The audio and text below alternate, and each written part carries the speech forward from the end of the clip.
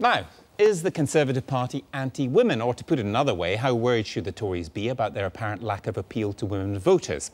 A leaked document from Number 10 this week suggested that many women find the Conservatives a turn-off, although the problem may be wider, with some women giving up on politicians of all parties. We asked the former Tory candidate Charlotte Vere, who's launching a new centre-right think tank on women's issues, to give us her views. If I had a ribbon bow to tie my hair and women's roles have turned upside down since they won the vote in 1918. get a sweetheart, a prince or a king. Out of the home and into the workplace, teaching, inventing, leading. But despite obvious improvements, women continue to be the junior partner. And the Conservatives haven't done enough to help. In fact, they've been mostly missing from the debate on women. Far too often, they're not looking at policy through a female lens, and this has become more evident over recent months. Government cuts are hitting women more than men. Smaller budgets for Sure Start and a change in the retirement age have caused problems. Some in government even blamed single mothers for the riots. Rhetoric like this has led to calls that the Conservatives are anti-women. But this week, we've seen the start of a charm offensive. A leaked Downing Street memo mooted some good ideas around child benefit. But do these ideas go far enough? It's not just about party politics. It's much bigger than that. When it comes to talking about women, there's only one game in town: feminism. I think feminism is a toxic, battle-hardened and arrogant philosophy which is being manipulated by those at the extremes of politics. Feminism has had its day. We need women to stand up and shout feminism, not in my name.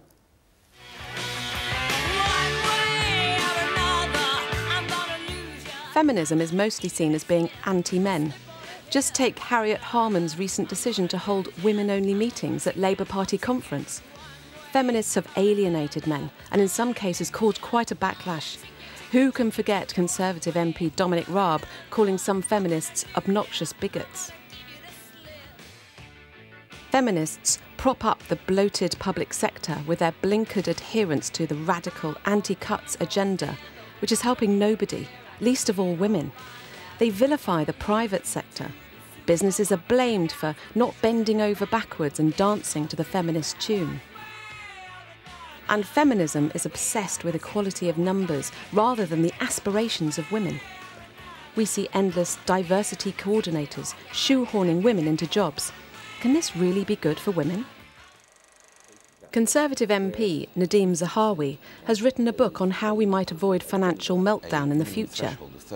In it, he argues that women need to play a bigger role. We've looked at the psychology of groups and the behaviour of groups and actually found that having more women does make a positive difference to the outcomes of decisions. So we believe that actually having more women will make a real difference, not just to the diversity of the trading floor or the boardroom, but actually real difference to the bottom line in terms of profitability. So now we've got to sell it to the banks. What do you propose the next step should be? What we're calling for is, for example, at board level, is for banks to look at having a threshold of 30% representation of women on the board. The reason for the 30% is there's plenty of evidence to show that the 30% is really the tipping point to change behaviour. Now, Nadeem, I hope you don't mind me asking, but are these proposals for a quota, do you think they're anti-men? No, I don't. Obviously, we'd like to see the banks, implement this voluntarily, but sometimes to really make a big difference, culturally, and we call for this in different areas, you need the big stick. Does the Prime Minister agree with me that we need more women on corporate boards? This week, the Prime Minister hinted at action to increase women's representation in the boardroom. Simply not good enough. Only 14% of FTSE 100 company directors are women. We should do far better. We have some experience from the problems and the problems we had in our own party and the need to take much more proactive action. And the Home Secretary set out a new government scheme to encourage equal pay. But I don't think they go far enough. We need a fundamental review of all childcare benefits. We need to focus on the needs of older women, Women tend to have smaller pension provisions than men. Why is that? We need to eliminate policies which pit men against women. Quotas are superficially attractive, but they won't achieve the change we need.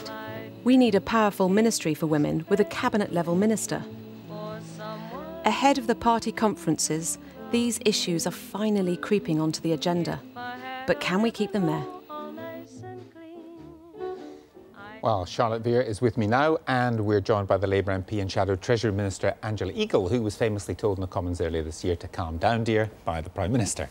A bid for the women's vote, no doubt. But, I mean, the serious point here is that the Conservatives have got a plan to offer a number of things in the hope of attracting women voters, which presumably you can't really disagree with. Cutting school summer holidays is one possibility, banning advertising aimed at children, front-loading child benefit, more women in corporate boards. I mean, you can't disagree with any of that, can you? Well, I think it's window dressing to cover up a much bigger problem that they're beginning to realise that they've got with women, that millions of women up and down the country know that they've got with this government.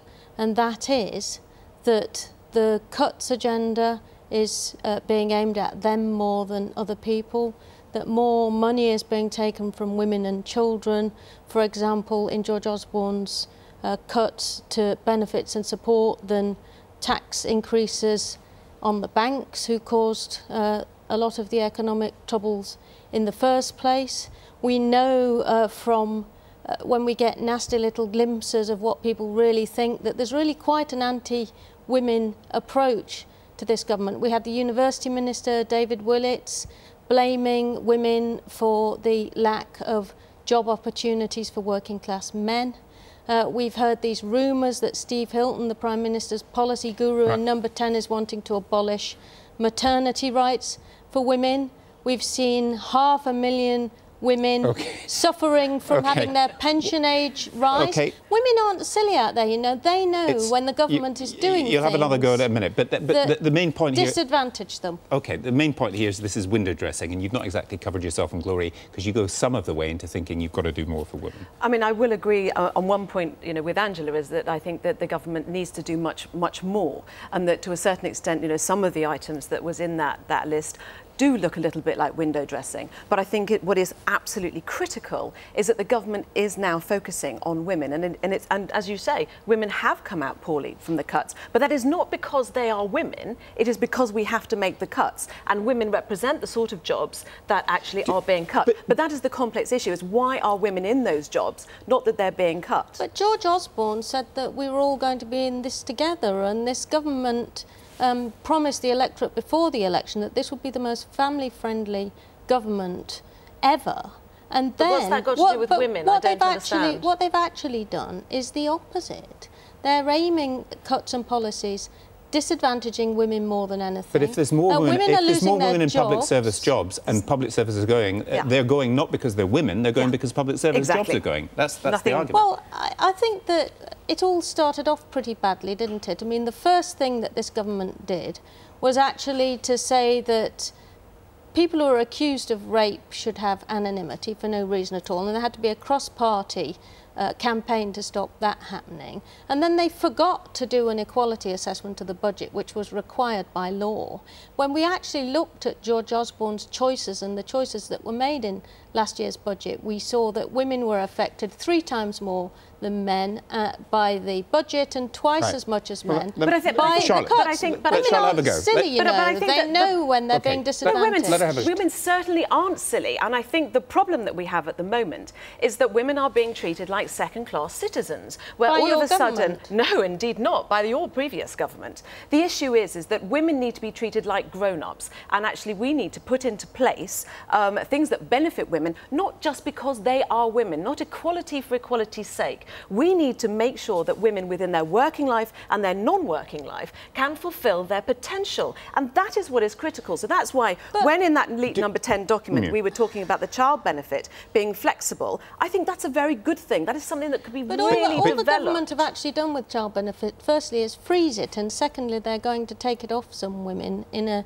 year and a half's time. Some families are going to lose that child benefit. They're cutting child tax credits. Angela, there's no money. Look, when you have to make deficit reduction choices, you have to grow as well as make cuts. This government is failing, the economy is flatlining, and what we've seen is a government that seems content to punish women and the way in which they have to live their lives.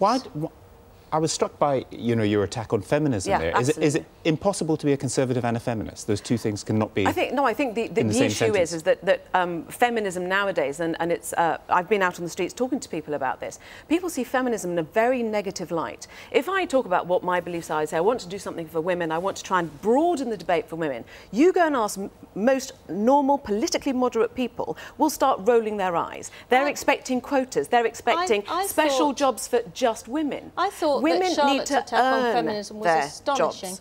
And I'm sorry, but men see feminism as an attack on them now. But we have to work collaboratively. But is that then a kind of excuse? Because for Conservative ministers who have got a particular tone about this, perhaps, that Angela Eagle suggests, to say, well, we don't have to do anything because that's just the, quote, feminists and we don't represent them. No, I think that's not true at all. I mean, I think the point is we need to broaden the debate. We need somebody else to speak up and say, look, on one side you have feminism who want 50% of all firefighters to be women, which is just a nonsense. And on the other side, we are talking about sensible, hard-working women who want to get on and have a successful working life. Well, I've never heard feminism so ridiculously caricatured by somebody that seems to be making a bizarre point that I don't understand. Feminism is about empowering women and allowing them to have equal opportunities to fulfil their own potential and make choices. But not anymore. And it's choices that this government are taking away from women. I'm a proud feminist, and if the Conservative Party wants to think that feminism is something alien to it, then that's fine. Yeah. What we're talking about is empowering women,